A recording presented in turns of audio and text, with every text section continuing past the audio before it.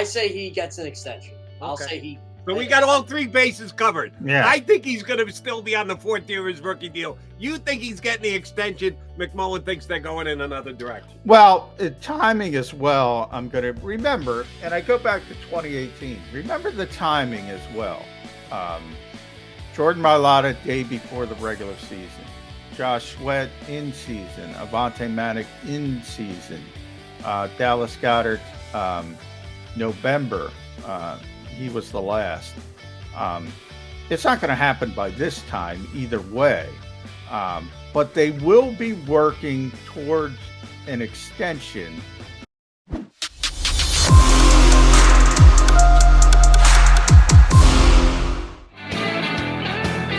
Appreciate you streaming on In the Birds 365. Do us a favor. Do yourself a favor. Hit that like button.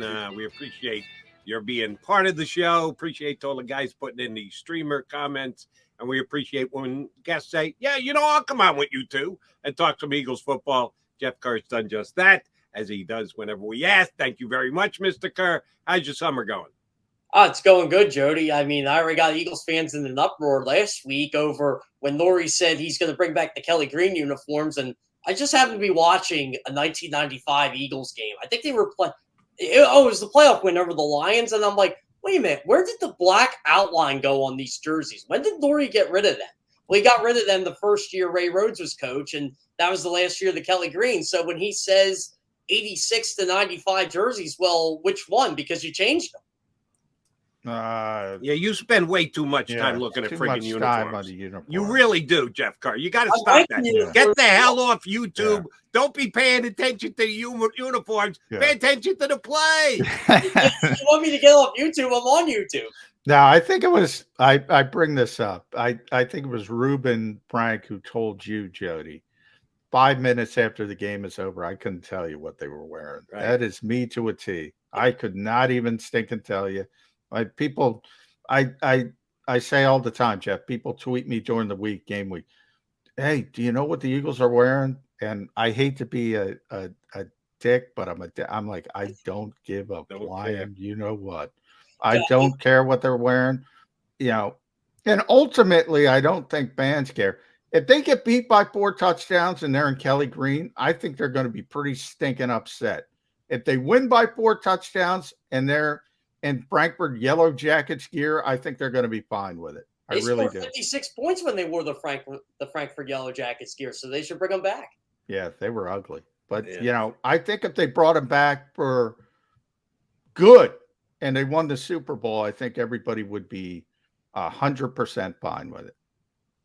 I would agree with that. All right, JK, we love you, but we're here to beat you up today. And we know it's not your fault, too, but we don't care. Yeah, we're blaming you for your cohorts at CBS. You're getting all the CBSSports.com hate today. Miles Sanders went down the road of, hey, it feels like we're part of an all-star team. And it evokes the memory of the dream team here in Philadelphia. He said it. He can't take it back. You guys put it out there, and, yeah, it was kind of your job, but you're rubbing salt and wounds here in Philadelphia. Will it have any effect whatsoever on the Eagles, or is this going to be a forgotten story 2 weeks from now? I think it'll be a forgotten story. I mean, I'm sure someone will remember it in October and November if they go off to a 2-5, 3-6 start. But if you don't believe your team's an all-star team in June, who's going to believe it for you? Like, I'm sure the Jacksonville Jaguars actually think they're a really good football team right now, and they should. Every team should believe they have a shot to win the Super Bowl. Should Miles Sanders have said it? Probably not. I don't think he understands the history of those comments. No, he was 14, Jeff. I looked it up. He was 14 when Vince Young made those comments. He was 14. So he might have remembered those. I remember when Vince Young said, I'm like, hold on, bump the brakes here, buddy. This team ain't that good. And Plus, Miles is from Pittsburgh, the Pittsburgh area. Probably didn't pay any attention to the Eagles, was more of a Steelers guy. So, he doesn't know. But everybody would prefer, I shouldn't say everybody. I mean, from a coach's perspective, everybody wants their stuff run like Nick Saban. So you'd prefer everybody to be like Jalen Hurts and say, rat poison this, rat poison that, never say anything that can be taken anywhere with anything. But that's no fun. Who cares? And like you brought up a good point, Jeff.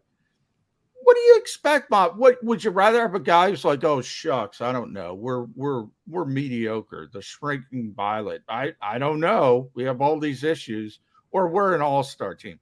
I'd rather have the all-star team guy. Have some confidence in yourself. And Miles Sanders said that, if Cody, my colleague Cody Benjamin, when he asked Miles Sanders said, "Oh, we suck." I think that would garner a lot more headlines.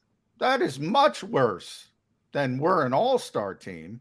People just laugh at you and say, all right, slow it down, big guy. You guys know the greatest quote ever is Peyton Manning at the Pro Bowl calling Mike Vanderjagt the idiot kicker who got liquored up. That's true. Still the greatest quote of all time. I think the greatest pro football coach, well, it goes John McCabe. But number 2 is Tom Moore. And Tom Moore was asked once about, I think it was Super Bowl week. He got asked from somebody who doesn't understand how practice works, I guess. How come you don't practice with your backup quarterback more, to get him ready in case? And Tom Moore said, if 18 gets hurt, we're fucked. So we don't practice fucked. Oh, that's a beautiful quote. Well, John McKay he might have the greatest. Yeah, quote. he had the greatest quote. You can go Tom Moore. I'll go Jim Mora because inflection is everything. Playoffs was good. Denny Green was good with the crown. Yeah, the Chicago Bears. He was good. You know what's sad about that? I actually knew what Denny Green was saying when he said that because I think he wanted to prove they weren't that good, and he did for 57 minutes of that. Yeah, 57 minutes of the game. What do you want to crown him? Yeah. Unfortunately, you got to play 60. All right, Carver, further chance to beat you up because of one of your coworkers' work. Patrick Walker. Are you and Patrick boys? Are you tight? Oh, we're boys. Yeah, we're boys. We go back and forth on Eagles-Cowboys banter all year. All right. He put out a list this week of the top 10 cornerbacks in football. Can't disagree with Jalen Ramsey being at the top of it. I do believe he's the best cornerback in the National Football League. But I'm looking here for number 2, Xavier Howard.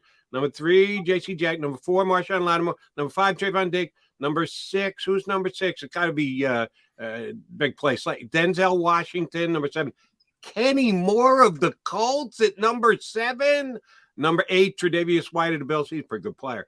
Number 9, A.J. Terrell. Really? Already? He's cracked the top 10? A.J. Terrell? He's good. He's very good. He's very good, A.J. Terrell. Better than Darius Slay. I put A.J. Terrell at number 2 on my corner. Wow. Really? I have him on a top 10 list. I don't know if I'd have him 2 right. I have him right behind Jalen Ramsey. Second best corner in football, in my mind. Here's the thing. Ramsey is still, in my opinion, he might be the best one, but he did not have a great playoff. So no, he didn't. He was hurt, and everybody gets beat. Well, that's part of the problem because I think, especially when you get beat in high-profile situations, and he got beat twice in high-profile situations, people are like,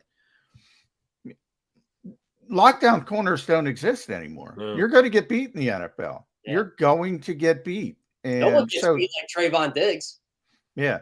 So to me, it's about how difficult do you make it. And that's why I like Ramsey. I like I do like Darius a lot. I think he's top 5, probably 5, 6, somewhere in that range. Darius was in the top 10 if I no. list. He should be. Certainly should be. Kenny Moore was the one Kenny's a slot corner. It's like, come on, you can't be in the top 10. It's like, you can't. I'm sorry. You can't be. My Kenny Moore story is he called me out on Twitter a couple years ago. Really? Because I said the Colts needed to upgrade at cornerback, and I said, Kenny Moore's a nice player, but can he move to the outside? And he said, I didn't know anything about football, this or that, and I'm clueless. I said, all right, Kenny, whatever. I said, go move to the outside and prove me wrong. Ooh. So did you get blocked? You get on a guy's case, he actually takes you on. John, they just block. Yeah, John says something. Me. I'm blocked by Jalen Reagor. Does that count? Yeah, I'm blocked by Jalen. No, it doesn't. He blocked everybody. except for very few. And I've been nice to Jalen Reagor, so I'm upset. If you're listening, Jalen, I've been very, very fair compared to other people. It's again, it's not Jalen Rager's fault the Eagles took him over Justin Jefferson. No. Getting back to Slay, so I'm trying to think of who I have. I have Terrell Berry. Xavier Howard, I have no problem with. I'm looking at the list. J.C. Jackson, big playmaker. I'd have him behind Slay. Marshawn Lattimore is very good. I don't mind the list. Trayvon Diggs, big play guys you mentioned, also gets beat. I put Slay ahead of him, even though he's a tremendous playmaker. Denzel Ward is a good player. Kenny Moore. But does Denzel Ward have to prove it this year coming back from injury? He did not have as good a year last year. He's had good years in his career, but he was not as good last year, and I think it had a lot to do with injuries. He played 15 games. He's got to kind of prove it to me again this year. He played 15 of the 17 games. Did he? Yeah. I mean, I thought he would have missed more. I think Denzel Ward should probably be on a top 10 list. Yeah. Tre'Davious is a very good player. Marlon Humphrey is a tremendous player. I think Jair Alexander is the guy who didn't play last year. So it's tough to put him. I don't even know if he played it down last year. I'm trying to remember him playing. Yeah, he played 4 games. Yeah, he played early. Yeah. He is a tremendous cover corner, but he's got to prove he's healthy. But he would ball into the top 5 easily. I mean, I love that kid, Jair Alexander. Yeah, same here. Slay, he's got to be in the top 10, though. I would. I mean, the guy literally goes by Slay. You're good enough to be in the top 10 just on that alone. Now, where I have a problem with this list is the honorable mention category.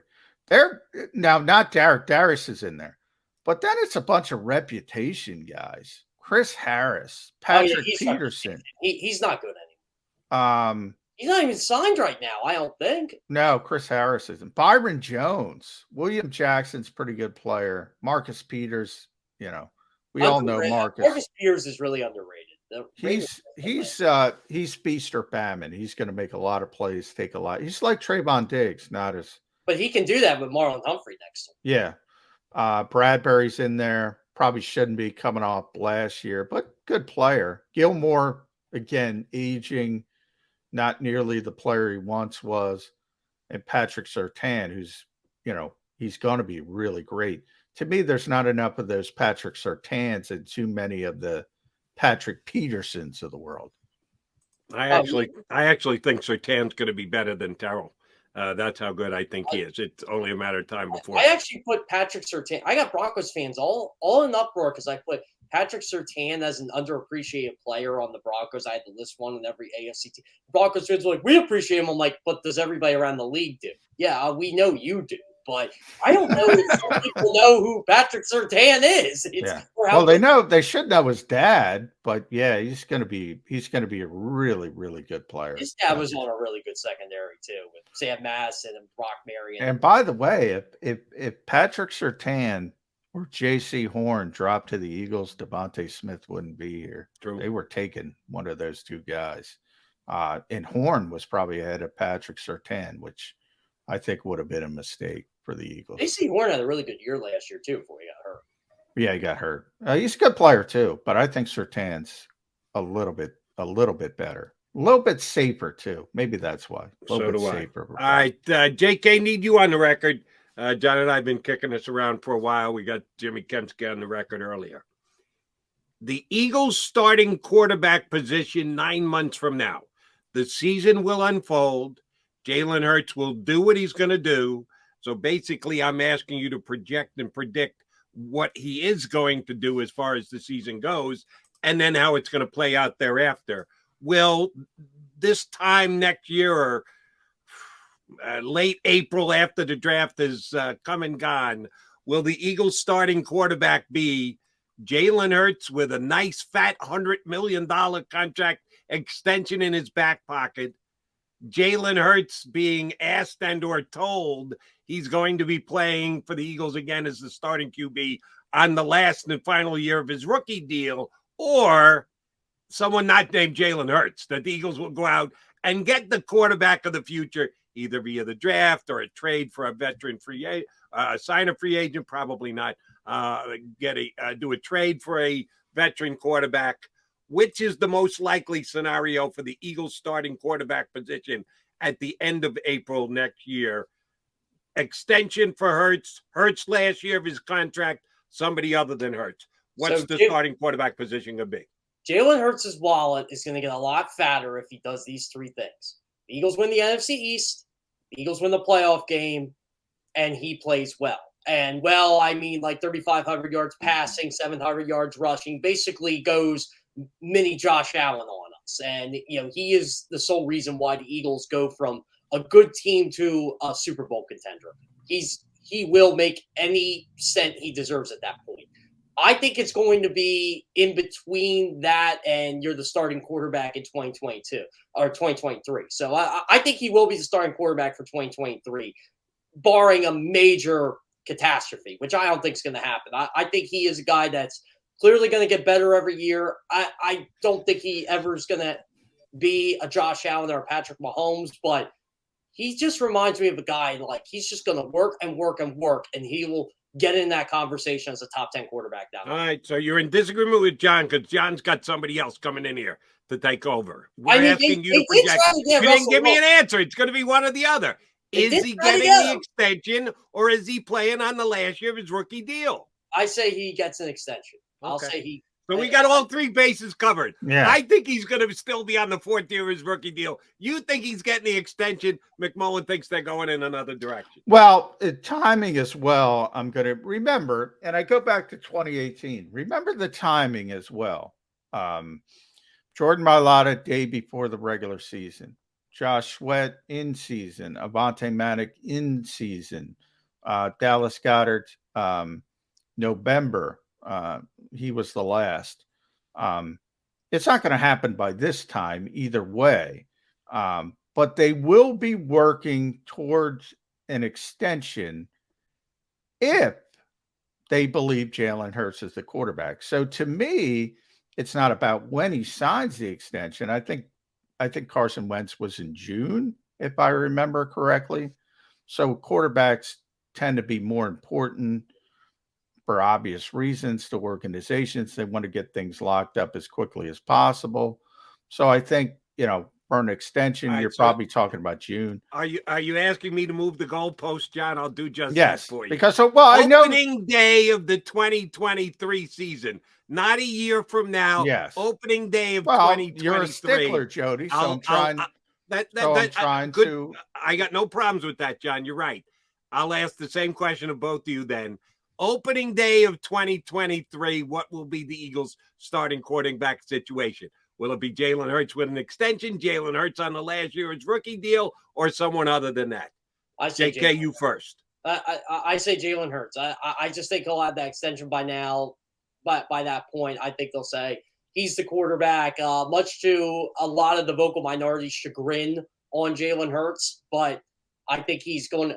By the way, what is the hatred with Jalen Hurts? I'm still hatred. Tremendous. I get people on my social media accounts all the time. He can't do this. He can't do that. I'm like, okay, how would you like if I told you can't do this or you can't do that? Well, you have both sides. You also have, like I'll say to Jody's question, undetermined rookie is going to be the future is how I'll describe it. The future of the Eagles. But here's the other thing. Can the Eagles get Bryce Young? Are they going to suck enough to get Bryce Young? If they are, sure. But they're not going to suck that badly to be in position to draft Bryce Young. They're going to have to jump through hoops to do the Carson Wentz thing, jump up from 13 to 8 to 2, something of that nature. They're going to have to do to pull something off like that. But Howie Roseman has proven he will move mountains to do something like that. Actually, you know what, John? I take this back. They might not have to suck enough to get Bryce Young because if the New Orleans Saints are good, and I think Dennis Allen is a god-awful head coach, they might not have to do anything. The Saints could just go 5-12 and now see, Jody and I discussed that. I don't think the Saints are a contender, but I don't think they're that bad. They have too much talent to completely fall off the table. I think they're an 8-win football team, honestly. Yeah, probably around 500. Right. You can't be 500 now, thanks NFL, but probably around 500. Would I say the Saints? But that's the future of the Eagles will be a predetermined, a to be determined rookie quarterback. And Jody's, to answer Jody's question. Right. So even though we moved the goalpost, the answer's still the same. Yeah. JK's going extension. You're going to be determined rookie, and I'm sticking with he's still going to be on the last year of his contract. But here's where, and that's where this is too much context. I know people don't like context, but here's where, Jody, your path to being correct is you can't get a quarterback. Can't get a quarterback, and then you just say, all right, we got to go Jalen Hurts, but I'm not extending him. Just let him play out his fourth year. That's what I've been saying now for 2 days. That's exactly what I think is going to happen, Johnny Mac. These guys don't grow on trees. They really don't.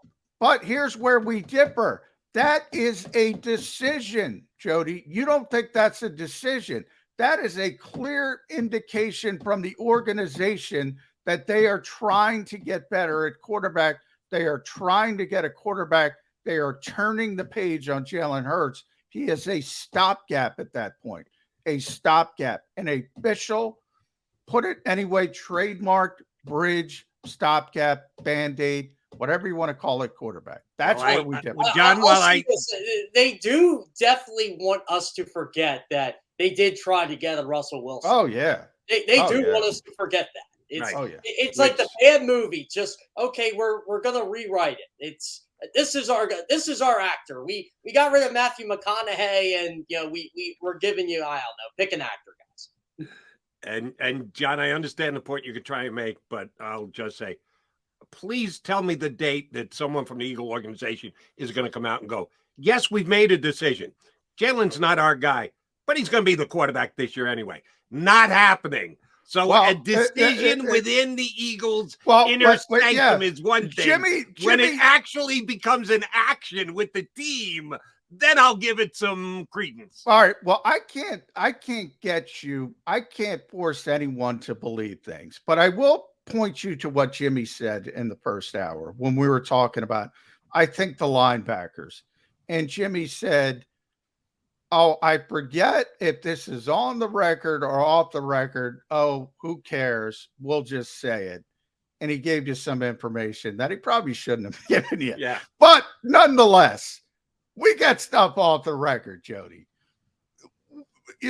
Again, you don't have to believe it. I can't force you to believe it. We are allowed in to some decisions, is how I will describe it. Sometimes you can't get things done that you want to get done. And there are reasons I can tell you the Eagles, wholeheartedly, for instance, went after Marcus Williams in free agency, weren't able to get it done. Oh, trust me on that one. That's all I'll say. I'm getting in trouble, Jimmy. It is made clear certain decisions. That's how I'll describe it. But I think them going after Marcus Williams is one of the worst kept secrets in football, by the way. I talked to you said they were after him. That's why, because some people we're going real inside baseball here. One of McMullen's favorite phrases. I'll tell you that even off the record, you will not get Howie Roseman and or Nick Sirianni to cop to Jalen Hurts is still the quarterback, but we have every intention of going to someone else before the 2023 season starts. They're not giving that to you even off the record. They may, behind closed doors, have already come to that decision, but it's all going to be speculation on Jody McDonald, John McMullen, Jeff Kerr's part. You're not going to be able to get that on or off the record. The Eagles will never tell you that. Demonstrably false because we've already gotten it. We ever found that out? Like he'd be kicked out of the NovaCare complex. Yeah. They probably went less back. Well, there's a reason, and now that it's over, there's a reason so many reporters are concrete on Russell Wilson and Deshaun Watson and the Eagles' interest in them. That's all I'll say. because I can't get in trouble. I feel bad for my buddies in Carolina right now. Travis Hancock, T-Bone, and those guys on the morning show.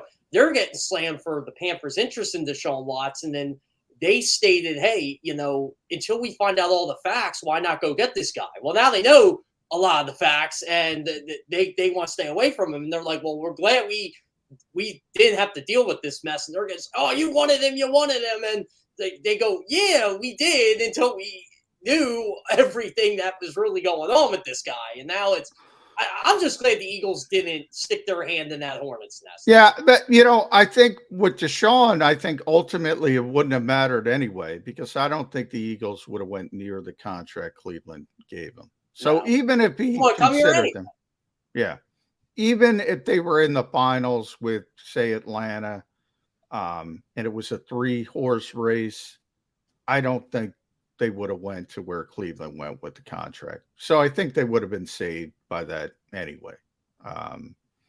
There just weren't going to be that team to set that precedent. But Russell, I mean, look, it's well known, this team, which is, by the way, a bunch of what to begin with. If you loved Russell Wilson so much, pick him in the second round. And by the way, if you pick him in the first round, it would have turned out to be one of the greatest draft picks in the history of the year. If you loved him so much, what are you waiting for the third round? We wanted him at this value. No, you get him now. That's why you drafted Jalen Hurts in the second round, because you wanted him. Yeah, exactly. Right, but see, at least they learned their lesson. That they could have had Russell Wilson. They waited. They tried to get that one more round in to wait. They said, no, we can't have this time. Yeah. We're going to go second round with our present starting quarterback. And I didn't have a problem with the draft pick at that time. And now that's all we're going to talk about. And they got Nick Foles, by the way, that year. They won a Super Bowl with the guy they picked. Yeah. This guy's does. All right, bunch of twists and turns along the way. We got to get the heck out of here, but let's see if you guys think of this the same way I do. And again, I'm going to annoy Eagle Nation here. The Eagles drafting Nick Foles became irrelevant when they traded him.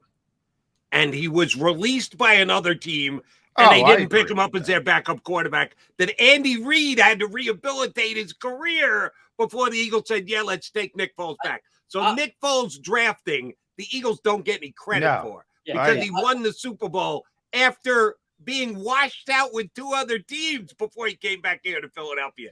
There's Nick Foles, the draftee, and Nick Foles, the reclamation project savior. To me, those are 2 different individuals. This is why I never liked Chip Kelly. I really didn't like Chip Kelly the second he shipped Nick Foles out of here for Sam Bradford. I said, does this guy just not want to win football games? The only time he wins is when he had Nick Foles, and he tries to tell you, oh, my offense can run with Mark Sanchez, and my offense can do this. It didn't go as well as he thought. So let's run it back with Nick Foles. No, we're going to trade for Sam Bradford, and then we're going to get you in this 10 for 10 preseason hype. I mean, Chip Kelly for trading him. The Eagles, to Jody's point, the Eagles deserve credit for 27-2 and the stuff that happened before they traded that year. Yeah, they traded for Sam Bradford. But after nothing. Yeah, I mean, Nick was going to retire twice. Yeah, he was. Read his book. Yeah, right. My only point is there are 2 different Nick Foles.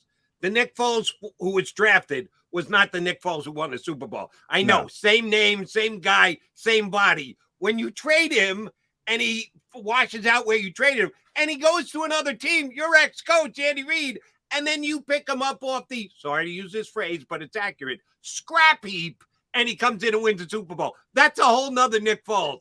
That's not the same guy you drafted in the 3rd round after you couldn't get your hands on Russell Wilson. The greatest free agent signing the Eagles ever. Everybody loves to talk about this. I'll tell you what it is. It was Nick Foles bringing him back 5 days. Oh, come on. Stop it, Jeff. Stop. You're going to kill us for like 3 weeks. It was that whole year they weren't going to miss a beat if Nick Foles had to be the quarterback. That's nice. He went on a nice run.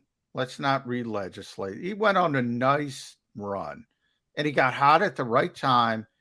I've always compared it to Vinnie Johnson, the microwave, the old NBA player. He got hot at the right time. If Vinnie was on one of his streaks, you would want him for that day. You would want him over Isaiah Thomas. or Joe Dumars. Long term, you'd want Isaiah Thomas or Joe Dumars, Right. not Vinny Johnson. That's Nick Foles. He got on a hot streak at the right stinking time. He deserves all the credit in the world for it, but he is what he is. And he's not. But that's fine. That was a 1-year deal, and it was better than Chase Daniel. So I said the Eagles got a decent, who was pretty decent his year in Kansas City. So I loved it when they brought him back. I didn't say make Nick the starter or anything. If Carson would ever go down, at least they got something. Well, they got something. And you're right, he got high at the right time. He has the highest completion percentage in NFL playoff history, McMullen. Yeah, I know. I know Reuben Frank. I know Jeff Kerr. I know Nick Foles that. I'd rather have Gardner Minshew as my backup quarterback. Oh, man. I'll be honest with you. Right now, Like all Gardner Eagles Minshew? fans were thinking, I'd rather have if I had to win a game tomorrow, I'd rather have Gardner Minshew. I like him as the backup quarterback now, but I can't believe – I'll tell you what, I think the Indianapolis Colts are pretty happy Nick Foles is their backup. Now, you know Nick Foles is going to beat the Eagles this year. It's pretty much a foregone conclusion that Matty Ryan was Nick Foles is going to haunt me for the rest of my life. And I like Nick. I'll tell you what, when you retire from this business, I'm going to get you an autographed portrait of Nick Foles. And the guy who should be haunted, Jeff Kerr mentioned it earlier. You're exactly right. The guy who should be more haunted than anyone else, Chip Kelly. He's the guy who ran him out of town. He's still haunted. I root for McDonald. nothing but that man to fail, Jody Mack. I root for nothing for that man to fail. Hey, man, I never saw sharper 7-on-7 practices in my life with Sam Bradford. Yeah. Ball never hit the ground. We found out that was a mistake, too, because no one should practice because you don't want to get hurt. Practice is the most overrated thing in football. By the way, Chip started all of that. All of it. It all started with Chip Kelly. If Chip Kelly would have stopped being so hard-headed, Deshaun Jackson would still be he'd still be an Eagle now. He probably would have been the Eagle in the Super Bowl team. He would never left. Deshaun Jackson and Chip Kelly were a marriage made in heaven. Boy. And Chip said, "No, I don't need you." Eagles fans want the 50 players they like, and they want them for the rest of time. They never want to turn the page. He was still good, though, in those years in Washington. He killed the Eagles. Deshaun, the Eagles shouldn't have. That was a personality thing. Chip didn't like him. The whole gang ties thing. Don't bring up Elliott. We officially be out of time. We appreciate you coming on board. This was fun. It's always fun when you hop on with us. We'll get you back up in a couple weeks, brother. Sounds great. Thanks for having me on, guys. Thank you.